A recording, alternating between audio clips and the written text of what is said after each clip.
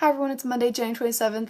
This video is going to be really quick, rather hasty, because I have a lot to do and not a lot of time to make a nice video for you guys when it's all edited and not terrible on the whole. And when I fielded the Skype chat of things to talk about in this video, they suggested planning as a thing, and that makes sense. We're getting to the end of the month. You guys are probably starting new projects in February. Yeah, good. I assume that the vast majority of you have your own method of plotting already, or not plotting, as it were.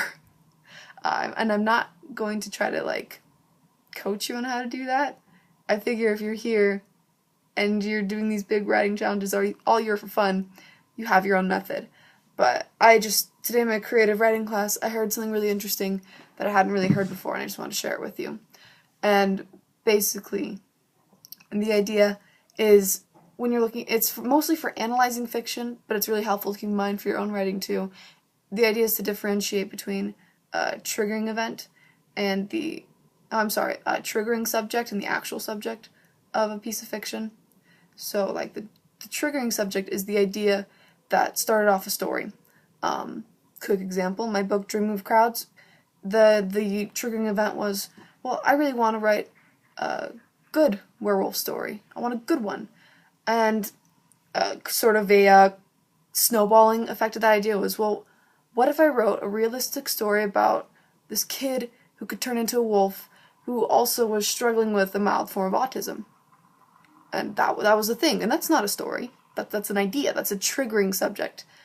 But then the story itself turned into this boy, Atlas, who's worth $3 million because he's a rare wolf breed who runs away from his owner to see the world before stuff happens. That was terribly inarticulate, and I apologize. But do you hear what I'm saying?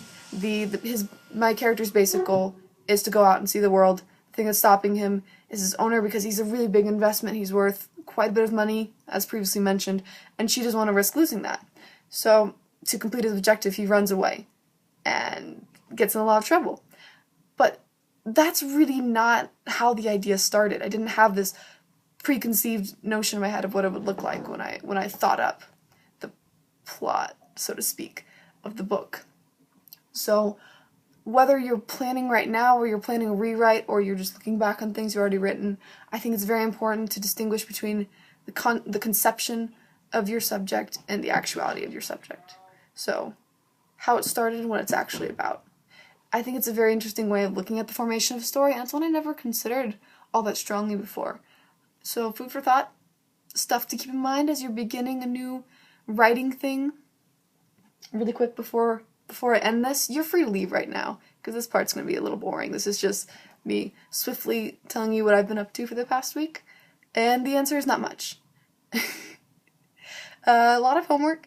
I managed to get some good headway into the continuing fourth draft / rewrite of the book Dreaming of Crowds, which I was previously discussing. I've been working out quite a bit, and I've got all these hideous bruises on my elbows from doing planks, and it looks like I've been domestically abused, and people are asking me questions. But I'm okay. I'm good. I hope all is well for you, and I will see you in a week or so. Good. Also, look at the cool t-shirt! Oh, hang on. Look at the cool t-shirt I got yesterday! I had to go to the boys section to get